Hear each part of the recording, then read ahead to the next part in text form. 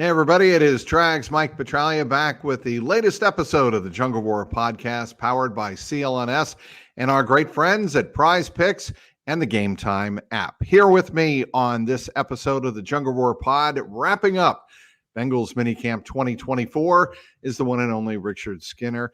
Skinny does a great job covering the Bengals for Local 12 Sports. I think all of us know that by now, and everyone who has followed his great work over the years has some observations on the minicamp that just concluded, and certainly looking forward to hearing Skinny talk about his golf game, which I'm sure he's going to be getting onto now that summer vacation is finally here. Yes? It's kind of close to here, Mike. I still have a couple of stories to write. I got a series I'm going to start over the next couple of weeks where I'm going to make a case for some Reds that should be in the Hall of Fame and make a case for some of the Bengals that should be in the Hall of Fame. It's a good in-between break where we're all looking for something to fill the void, I guess. And yeah, it's also time to get on with the golf game a little bit too, for sure. It is definitely time for me to do that, and I'm looking forward to it. I have some stories to work on as well. As a matter of fact, I interrupted that work to have you on for this podcast and wrap up minicamp. Let's get to, I think, obviously, it's always going to be the biggest story, Joe Burrow and how his wrists look, how he looked.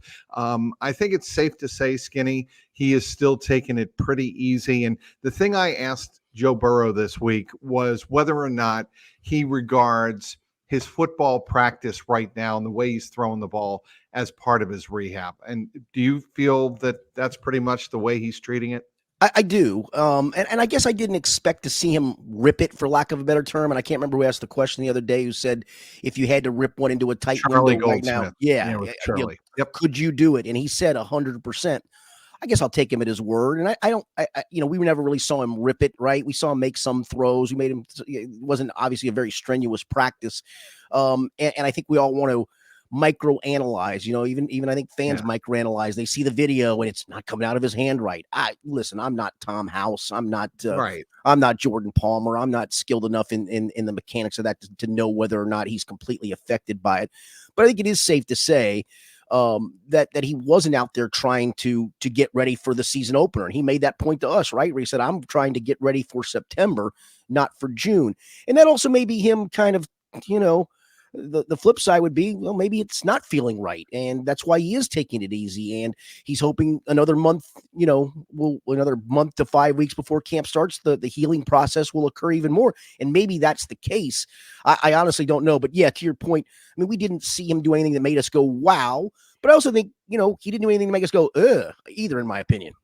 Right. I think that's a great way to look at it, Skinny. I think he expected to feel sore. I think the physicians, the surgeon, and everyone who's been associated with getting that wrist right had cautioned him, hey, don't expect big things in May and June because it's not going to be fully healed. All the scar tissue still has to be broken up and all that. That's why when we see him on the practice field looking at his hand and squeezing it, it's essentially, from what I've been told,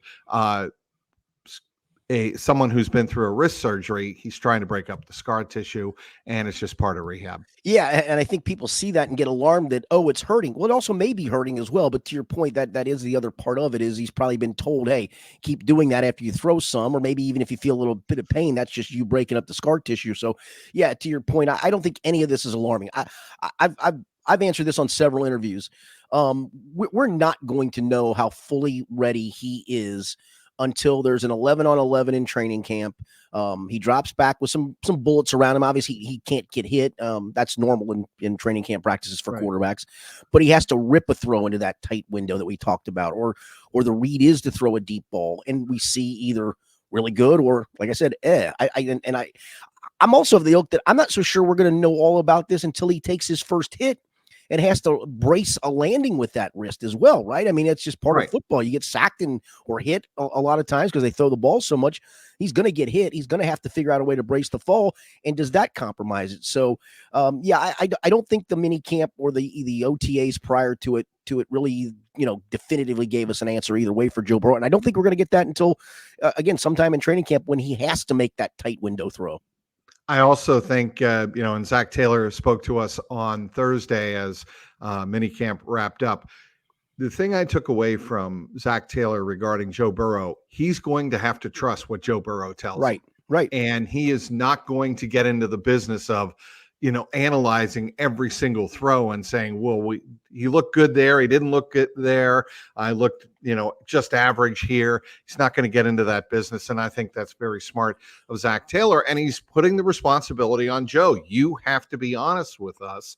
You have to let us know where you're at so that we can make adjustments in our preparation for the upcoming season. Yeah, and I also think, though, that relationship has gone to where Zach has taken a little bit more of a role of telling Joe, hey, here's the plan, and we're going to stick to this plan. And we've seen it. He, the one day 2 weeks ago where he took the day off when we were there as media members and he didn't throw it, sent up alarm bells because for all we knew, he'd been throwing every day up until that point. Lo and behold, we're told he's been given a day off. And in this minicamp, he did go back-to-back days. It wasn't strenuous, but they did give him the Thursday off. So I think that's Zach kind of putting his foot down in a way and saying, and I think he even said this to us, that listen, I have to manage him a little bit more. Even when he says he's feeling great, that's fine, but we're going to take a step back and not push this. And we've heard Joe start to say those things of need to listen to my body more. That's what I'm doing. And, he even lamented last year with the calf, right? Of, right. I pushed it and I should have listened to my body and he didn't. And it cost him, it cost the team a slow start because of that. And maybe this is, just him being more mature and Zach Taylor to some degree saying, hey man, I know I've been listening to you in this regard, but here's what we're going to do for your benefit. All right, let's move on to the next biggest player that everybody had their eyes on for this week for Bengals minicamp, and that was Ja'Marr Chase. And the news is he was at minicamp. And I think all along, Skinny, we anticipated Ja'Marr Chase would show up. He wasn't going to hold out and get fined. That wasn't going to happen. However, he really didn't take part in any practices. Yes, he was on the field.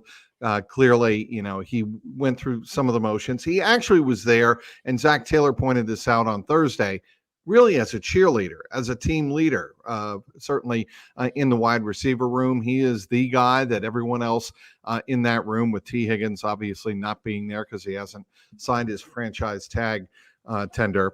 He is the guy everybody else looks up to. And I thought, Ja'Marr Chase, he didn't talk to us in the media. I think that was by design. I don't think he wants to say the wrong thing at this particular point in time. But your thoughts on Ja'Marr Chase showing up and not talking to the media? Yeah, I'm with you on the fact that I never thought he would not show up. It is mandatory. You can be fined. The fine is certainly something that Ja'Marr Chase can pocket with whatever contract he's going to sign in the near future. I don't think it would hurt his pocketbook, but I also think it was the right. I think he knew that's the right thing to do. It's mandatory. You want to be around your teammates. He's a good teammate, and part of it is they're doing some more probably strenuous install stuff or maybe more advanced install stuff. So it's good to be around to see some of that. And listen, I know people make the deal of, hey, Joe and the wide receivers got to get their timing together.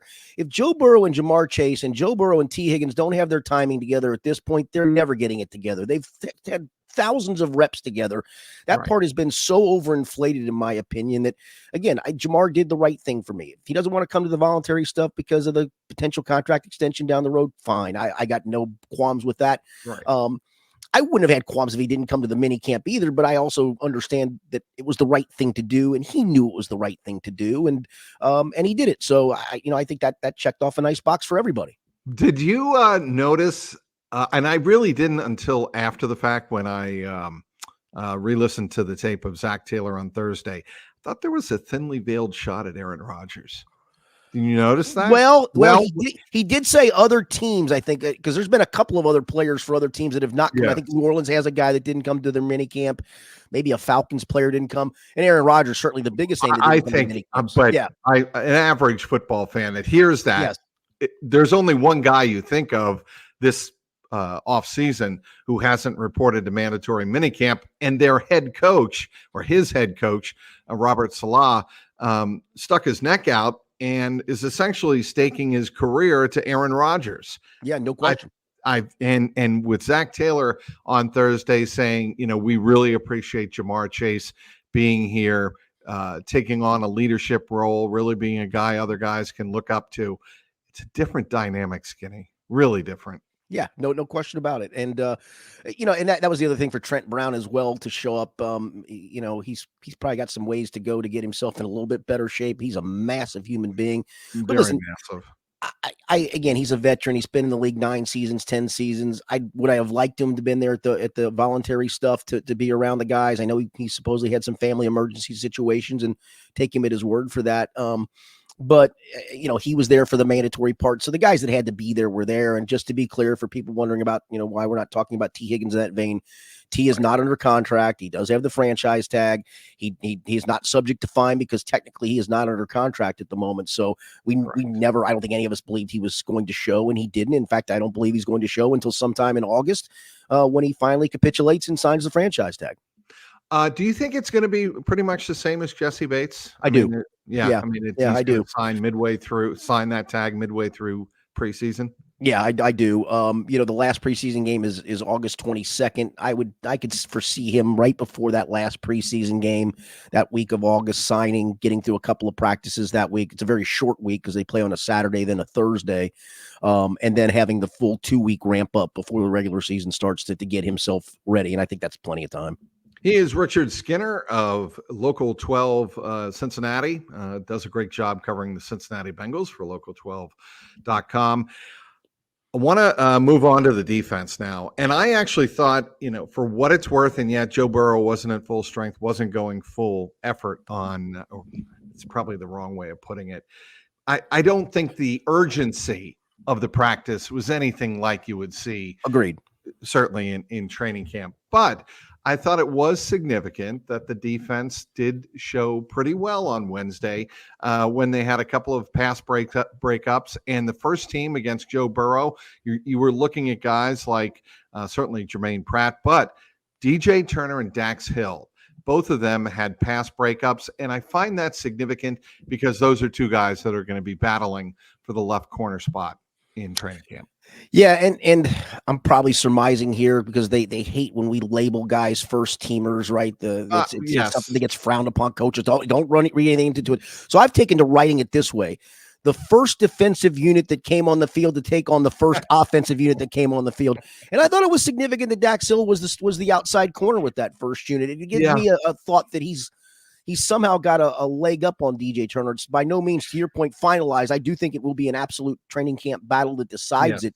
But I do think it may now be Dax's job to lose by them inserting him with that first unit. I'm not willing to go that far. Okay. I think it was, okay, we're going to give Dax Hill some reps out of the chute and give him that chance to beat out DJ Turner. But I don't think we're not in the team meetings, right? And we don't see how Dax Hill responds to situations when coaches present these players with them, as opposed to the way DJ Turner handles those same situations in the classroom. And there's no official depth chart at the moment, so we don't know that either.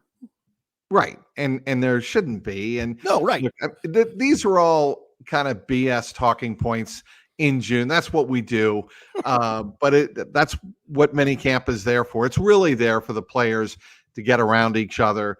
And as Burrow said, and I thought this was spot on, it's for that camaraderie and the ability to learn how everybody communicates with each other. That's the big deal of having these guys in classrooms in June.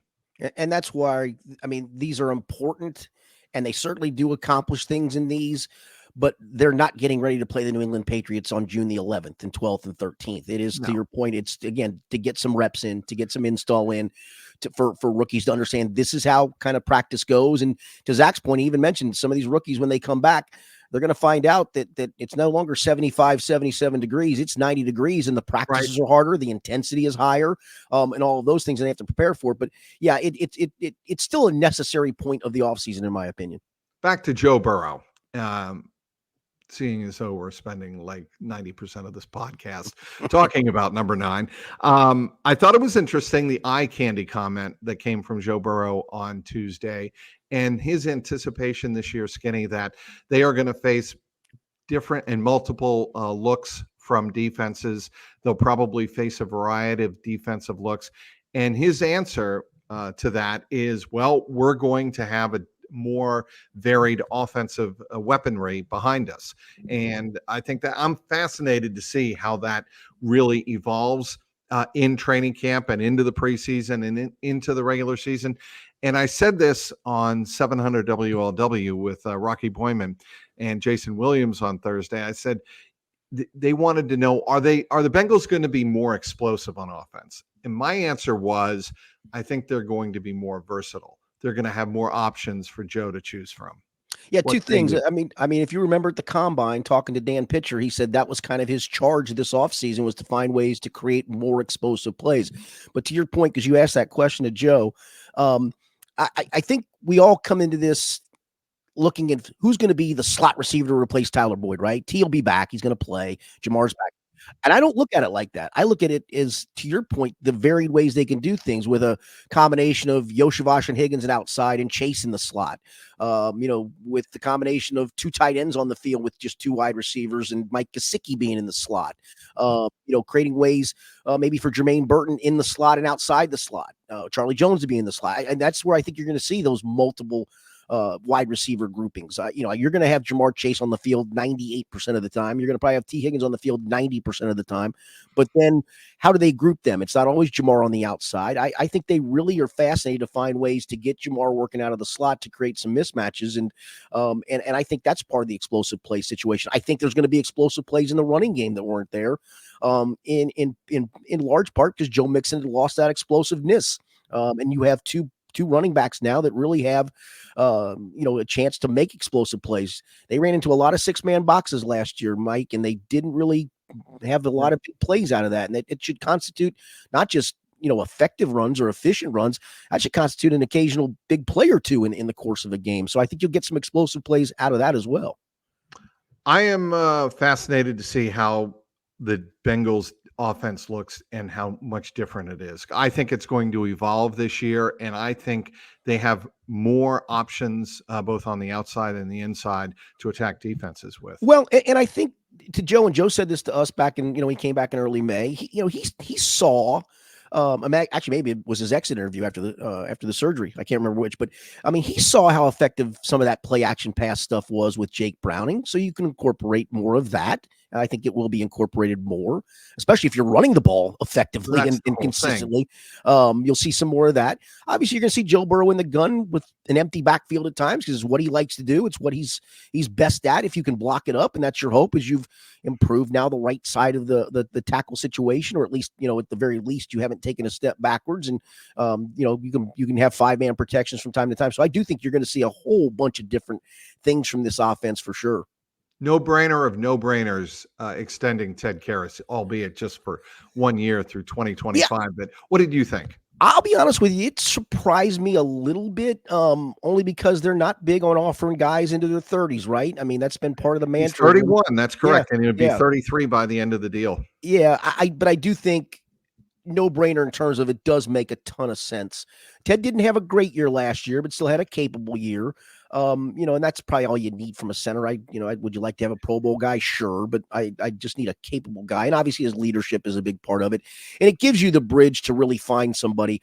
I mean, right now you've got 2 late round picks battling to back up for him. The kid they drafted out of Miami this year and Trey Hill, who's on the final year of his rookie contract. And Trey's never really taken that. In fact, Trey really lost the backup center job to Max Sharping last year by literally, they just were looking for somebody and turned to, and Max didn't have to take snaps at it, but he was really technically the backup center because Trey was never activated for a single game. So, you're hoping one of those guys steps forward to go, okay, that's our future center, but it does buy you another bridge year too. If the kid from Miami just doesn't look like he can be effective at all, and Trey's obviously playing out his rookie deal, you're going to either have to go back on the open market 2 years from now, or draft maybe somebody next year at a spot where, a little bit higher in the draft to maybe be that replacement. So again, that part does make a ton of sense. What do you think is the strength of Ted's game? I think it's more the intangibles, in my opinion. He really is all about football. And I think that rubs off on the rest of the guys. I'm always fascinated. Alex Kappa locker's right next to him, right? And we crowd around Ted because he's just such a great soundbite. And you could just see the respect those guys like. Alex never gets offended by us crowding around him. In fact, I usually tell him when we're done, sorry about that, man. Thanks for being a good sport. He always smiles. He goes, no problem. And so I think you see that respect for a guy like Ted, because he is all about ball. He does probably get you in the right protections a lot of times because, of course, the center is a guy who calls out a lot of the protection changes. And you got to have a guy who's smart at that. Again, I don't think he's a great pass blocker. I'm not so sure he's a road grader in the run game, but I do think there's all those intangibles that do add up for him to be an effective starting center on a playoff caliber, Super Bowl caliber team. I think the trust is there. I mean, that's what you need. If you're Joe Burrow, you want a center who knows what he's doing when he calls out protections. To me, and obviously, the Bengals have had their issues, obviously, very well documented in protecting Joe Burrow. But I think over the course since Ted Karras arrived, 2022 to now, safe to say, Skinny, it's improved dramatically. Dramatically. And the funny part is, there's a lot made of Joe Burrow being sacked, right? And I think some of it's honestly overblown.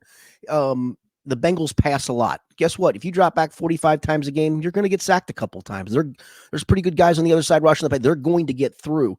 Some of it is on Joe, and Joe admits that. It's 3rd and 13. What's the difference in 3rd and 21 if I take a sack or waiting an extra half a second for somebody to come open on a 3rd and 13 play and me being able to make that throw? So some of those sacks are on him too. So I do think, though, to your point, I mean, there's no question the horrifying of horrifying moments is still reliving the Tennessee playoff game in your head of watching how much he lead. And that was a game where he did get beat up, and they did that offensive line wasn't very effective that day. And that wasn't a great group. And guess what? None of them are around anymore. So that'll tell you that it has come light years. I know we touched on this earlier, Skinny, as we wrap up here, but for training camp, biggest question probably going in, Joe Burrow, second biggest, T. Higgins. What do you think? I think so. Although, again, I'm not alarmed if T's not going to be there, because I've already steeled my mind for him not being there because I saw it play out with Jesse Bates. And again, for those concerned about it's just less time to get time together, 2 weeks before the season, they'll be fine. They'll be just fine. And I know they play different positions. Jesse Bates came into camp late, and guess what? He went and balled out and then got paid by the Falcons. That's kind of part of this league. So yeah, I there is a small concern there if he opts not to sign, but it's $21.8 million guaranteed. You're not going to sign that. And if you don't sign that, well, then guess what? The rest of the league is going to look and go, dude, the last memory we have of you is being a hamstring injury prone wide receiver coming off a year, 2 years ago. And that's not going to get you paid.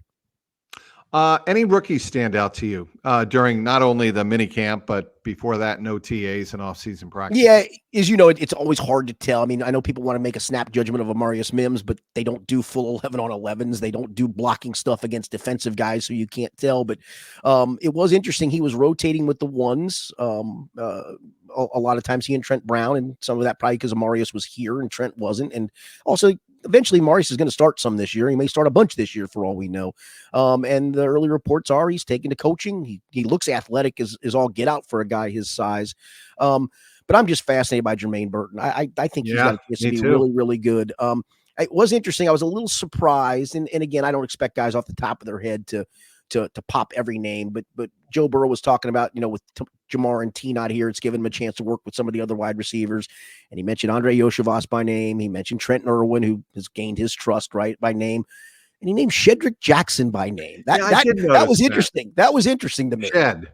Yeah, Shed is what he is. And didn't mention Jermaine or Charlie Jones. And again, I'm not expecting him to remember all those guys off the top of his head, but that was interesting that Shed was the third name that came off the top of his head. I am not going to try and compare these. I don't want to make the comparison here between Amarius Mims and Jackson Carman, but you do remember a couple of years ago when so much was made of Jackson Carman starting with the ones in minicamp. And it's, you know what it is, Skinny? It is a good example, a good indication to fans out there why it's dangerous sometimes to read too much into these OTAs and minicamps. Because the first training camp practice he came out, he was running with the third or fourth string, whatever the last string unit was, that's where he was. Correct. And it's just, I think sometimes coaches want to see when you put them out in certain situations, even when there's no pads and whatnot, are they running, or are they understanding what the play design is, what the concept is? Right. Because really, when you're an offensive lineman, the first thing you do have to know is what's the concept, what should my angle be, what are my angles, what are my how I anchor myself on the line, and leverage is the word I was looking for. How do I leverage myself against potential pass rushers? Yeah, and they've got plenty of film from these minicamp things to look at, and I guarantee you they're going to break him down and say, here's the things you need to maybe work on here in the next few weeks. Maybe in the playbook you're missing this note or that note, and see where he's at when he comes back. And as far as correcting that, real quick along those lines, I found one other thing interesting yesterday that Zach Taylor said. It was about Chase Brown, where talked about Chase's improvement as a pass catcher, and Zach said, it's really, I can't remember how he phrased it, but it was really interesting to see how one little comment, the guy took one little comment, took that coaching, and came back and improved on what we asked. And I thought, again, that's about earning trust from everybody. And you start earning trust from people, that's when coaches play you. Well, and when you return after some time away and the coach takes notice of that, it means you really have hit the books, as they say. And exactly. That is very impressive. That is way to win brownie points with the coaching staff. I like Josh Newton. I am fascinating, and I'm not saying he's going to compete for a starting corner spot right out of the chute, but I love the athleticism he brings. Yeah, he popped a couple times. And it is interesting. The Bengals haven't gone the veteran route at the corner position like I thought they would to add to the depth. I don't know if that surprises you or not, but it surprises me at the moment. I think they want pure speed on the corners. I think if anything, and with the Chiefs in the years past and the speed they've always put out there, and now with the Dolphins and the speed that they can bring to the table, and Jalen Waddle obviously getting extended, and the Dolphins project to be a playoff team. That to me is a way of the Bengals saying, we've got to be fast. We've got to be very fast on the outside. Yeah, it's a young group, though. I mean, you got a third-year guy coming up in Cam Taylor-Britt. This will be Dax's first year playing outside corner. Obviously, DJ Turner in his second year, Newton a rookie. DJ Ivey will probably eventually be in the depth mix whenever he returns from knee surgery, and that'll be a while. It probably will be sometime into the season. But, boy, that's a really young room at the moment. So here's my answer to that. I'd rather be too young on the outside rather than be too young on the inside, because what we learned last year in the middle of the defense with Dax Hill, and Dax Hill's, I do believe he's a terrific young football player, ball hawking, has a lot of individual skills that really help him as an NFL defensive back.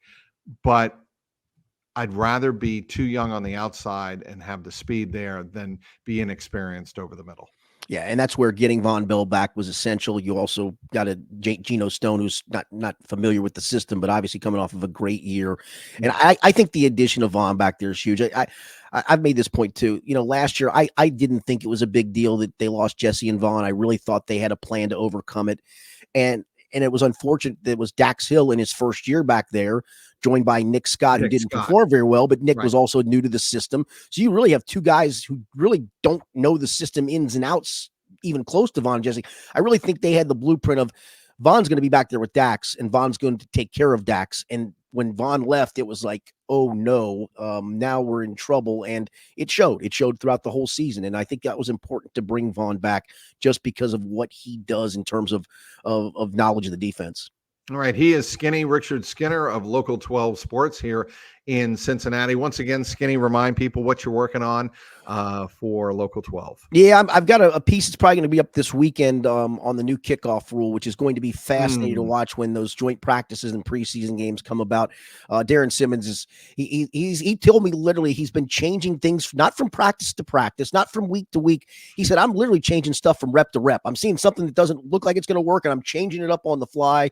Talked to Evan McPherson a little bit about having to make tackles, and I love what he said. He goes, not keen on it. He goes, but I can't exactly let him go to the end zone, can I? And so this new kickoff rule fascinates me.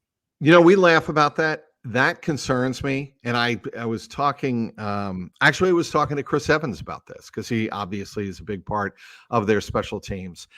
And I told him, you really want the kicker? They really want, meaning the league, they really want kickers making more tackles, and that could grossly impact the end of games if you lose kickers to injuries. I am not a fan of that. I'll go on record right now. I'm with you, and there's some teams that floated the idea of using a position player to do the kicking, and I floated that to Darren, and he said, "Yeah, I've tried some guys out. I don't think that's probably the route we're going to go."